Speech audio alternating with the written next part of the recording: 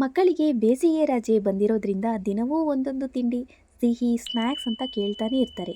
ಹಾಗಾಗಿ ಸಿಂಪಲ್ ಆಗಿ ಮನೆಯಲ್ಲೇ ಕೇಕ್ಗಿಂತಲೂ ರುಚಿಯಾದಂತಹ ಕೇವಲ 3 ಪದಾರ್ಥಗಳಿಂದ ಕ್ಯಾರಮಲೈಸ್ಡ್ ಬ್ರೆಡ್ ಪುಡ್ಡಿಂಗ್ ಅನ್ನ ಹೇಗೆ ಮಾಡೋದು ಅಂತ ನೋಡೋಣ. ಎಲ್ಲರಿಗೂ ನಮಸ್ಕಾರ.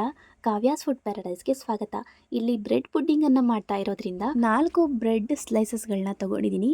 1 ಕಪ್ ಹಾಲು ಹಾಗೆ ಅರ್ಧ ಕಪ್ ಆಗುವಷ್ಟು ಸಕ್ಕರೆಯನ್ನ ತಗೊಂಡಿದ್ದೀನಿ. ಈ ಬ್ರೆಡ್ ಸ್ಲೈಸಸ್ಗಳ ಎಡ್ಜ್ಗಳನ್ನು ನಾವು ಕಟ್ ಮಾಡ್ಕೊಳ್ಬೇಕಾಗತ್ತೆ. ಎಡ್ಜ್ಗಳು ನಾವು ಯೂಸ್ ಮಾಡೋದ್ರಿಂದ ಅದು ಅಷ್ಟು ಚೆನ್ನಾಗಿ ಬರೋದಿಲ್ಲ, ಕಲರ್ ಆಗಿ ಬಂದ್ಬಿಡುತ್ತೆ ಅಂತ ನಾನು ಎಡ್ಜ್ಗಳನ್ನು ತೆಕ್ಕೊಳ್ತಾ ಇದ್ದೀನಿ. ನೋಡಿ, ಈ ಕ್ಯಾರಮಲೈಸ್ಡ್ ಬ್ರೆಡ್ ಪುಡ್ಡಿಂಗನ್ನು ನಾನು ಯಾವುದೇ ಕಾರಣಕ್ಕೂ ಎಗ್ಗನ್ನು ಬಳಸ್ತಾ ಇಲ್ಲ, ಹಾಗೆ ಓವನ್ನನ್ನು ಕೂಡ ನಾನು ಬಳಸ್ತಾ ಇಲ್ಲ. ಇದನ್ನು ಕೇವಲ 10 ನಿಮಿಷದಲ್ಲಿ ನಿಮ್ಮ ಮಕ್ಕಳಿಗೆ ಮಾಡಿಕೊಡ್ಬೋದು. ಒಮ್ಮೆ ಈ ಥರ ಮಾಡಿಕೊಡಿ, ತುಂಬಾ ಇಷ್ಟಪಟ್ಟು ಖಾಲಿ ಮಾಡ್ತಾರೆ. ನೋಡಿ, ಕಂಪ್ಲೀಟಾಗಿ ನಾನು ಎಡ್ಜ್ಗಳನ್ನು ಕಟ್ ಮಾಡ್ಕೊಂಡಿದ್ದಾದಮೇಲೆ ನಾನಿಲ್ಲಿ ಇದನ್ನು ಕೂಡ ಪೀಸಸ್ಗಳಾಗಿ ಕಟ್ ಮಾಡ್ಕೊಳ್ತಾ ಇದ್ದೀನಿ. 6 ಭಾಗಗಳಾಗಿ ಕಟ್ ಮಾಡ್ಕೊಳ್ತಾ ಇದ್ದೀನಿ. ನೀವು ಅಥವಾ ಕೈನಲ್ಲೇ ತೆಗೆದ್ಬಿಟ್ಟು ಹಾಕ್ಕೊಳ್ಬೋದು. ಕಟ್ ಮಾಡಿದ್ದೆಲ್ಲವನ್ನು ಕೂಡ ನಾನು ಇಲ್ಲಿ ಮಿಕ್ಸಿ ಜಾರ್ಗೆ ಹಾಕ್ಕೊಂಡು, ಇದಾದಮೇಲೆ 1.5 ಟೇಬಲ್ ಸ್ಪೂನ್ ಆಗುವಷ್ಟು ಸಕ್ಕರೆಯನ್ನು ಹಾಕ್ಕೊಂಡಿದ್ದೀನಿ. ಇದಾದಮೇಲೆ ಏಲಕ್ಕಿಯನ್ನು ತೊಗೊಂಡಿದ್ದೀನಿ 2, ಅದನ್ನು ಜಜ್ಜಿ ಪುಡಿ ಮಾಡಿ ಇದನ್ನು ಹಾಕ್ಕೊಂಡಿದ್ದೀನಿ. ಇದಾದಮೇಲೆ 1 ಕಪ್ ಆಗುವಷ್ಟು ಹಾಲನ್ನು ತೆಗೆದಿಟ್ಕೊಂಡಿದ್ವಿ ಅಲ್ವಾ, ಅದನ್ನು ಕೂಡ ಹಾಕ್ಕೊಂಡು ಇದನ್ನು ಪೇಸ್ಟ್ ರೀತಿಯಾಗಿ ಮಾಡ್ಕೊಂಡಿದ್ದೀನಿ. ಜಾಸ್ತಿ ನುಣ್ಣಗೆ ಪೇಸ್ಟ್ ಮಾಡಬೇಕು ಅಂತ ಏನಿಲ್ಲ. ಹಾಗಾಗಿ ನೆಕ್ಸ್ಟ್ ಇದಕ್ಕೆ ಒಂದು ಪಾತ್ರೆಗೆ ಸ್ವಲ್ಪ ಬಿಸಿ ಮಾಡಿಕೊಂಡು, ಇದಾದಮೇಲೆ ಅರ್ಧ ಕಪ್ ಆಗುವಷ್ಟು ಸಕ್ಕರೆಯನ್ನು ಹಾಕ್ಕೊಂಡಿದ್ದೀನಿ. ಇದನ್ನು ಹಾಗೇ, ನೀರನ್ನು ಏನು ಹಾಕ್ಕೊಳ್ಳೋಕೆ ಹೋಗಬೇಡಿ, ಅದನ್ನು ಹಾಗೇ ಬಿಸಿ ಮಾಡ್ತಾ ಇದ್ದ ಹಾಗೆ ಅದು ಕರಗಿ ನೀರು ಥರ ಆಗುತ್ತೆ. ಇದಾದಮೇಲೆ ಸ್ವಲ್ಪ ಕಲರ್ ಚೇಂಜ್ ಆಗುತ್ತೆ, ನೋಡ್ತಾ ಇದ್ದೀರಲ್ವ. ಈ ರೀತಿ ಸ್ವಲ್ಪ ಕಲರ್ ಚೇಂಜ್ ಆದಮೇಲೆ ಇದನ್ನು ಸ್ಟವನ್ನು ಆಫ್ ಮಾಡ್ಕೊಳ್ಳಿ. ಇದಾದಮೇಲೆ ಇದನ್ನು ಬಿಸಿ ಇರುವಾಗಲೇ ನೀವು ಒಂದು ಪ್ಲೇಟ್ಗೆ ಅಥವಾ ಬಟ್ಲಿಗೆ ಈ ರೀತಿಯಾಗಿ ಬಾಕ್ಸ್ಗಳಿಗೆ ಕೂಡ ಹಾಕ್ಕೊಳ್ಬೋದು. ಒಟ್ಟಲ್ಲಿ ಇದನ್ನು ಬೇಗನೆ ನೀವು ಹಾಕಿಬಿಟ್ಟು ಇದನ್ನು ಎಲ್ಲ ಕಡೆಗೂ ಸ್ಪ್ರೆಡ್ ಮಾಡ್ಕೊಳ್ಬೇಕು ಈ ಕ್ಯಾರಮಲ್ನ.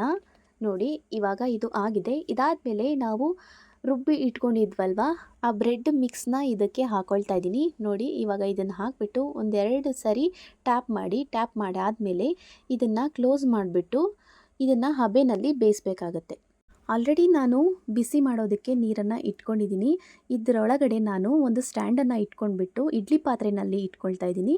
ಇದು ಬಾಕ್ಸನ್ನು ಕೂಡ ಅದರೊಳಗಡೆಗೆ ಇಟ್ಬಿಟ್ಟು ಇದನ್ನು 10-15 ನಿಮಿಷ ಇದನ್ನು ಇಡ್ಲಿ ನಾವು ಹೇಗೆ ಮಾಡ್ತೀವಿ ಅಲ್ವಾ, ಅದೇ ರೀತಿಯಾಗಿ ಇದನ್ನು ಮಾಡ್ಕೊಳ್ಬೇಕು. ಇದನ್ನು ಹಬೆನಲ್ಲಿ ಬೇಯಿಸ್ಕೊಂಡಾದ್ಮೇಲೆ ನೋಡಿ, ಸ್ವಲ್ಪ ಬಿಸಿ ಇರುತ್ತೆ, ಬಿಸಿ ಇರುವಾಗಲೇ ತೆಗೆದ್ಬಿಟ್ಟು ನೋಡಬೇಕು ಬೆಂದಿದೆಯಾ ಅಂತ.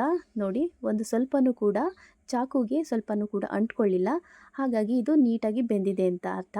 ಇದನ್ನು ಸೈಡಿಂದ ನಾನು ತೆಕ್ಕೊಳ್ತಾ ಇದ್ದೀನಿ. ಬಿಸಿ ಇರುವಾಗಲೇ ಈ ರೀತಿ ತೆಕ್ಕೊಂಡ್ರೆ ಚೆನ್ನಾಗಿ ಬರುತ್ತೆ. ಹಾಗಾಗಿ ಇದನ್ನು ಒಂದು ಪ್ಲೇಟ್ನ ಮುಚ್ಚಿಬಿಟ್ಟು ಅದಾದಮೇಲೆ ಉಲ್ಟಾ ಮಾಡಿ ಹಾಕ್ಕೊಳ್ತಾ ಇದ್ದೀನಿ.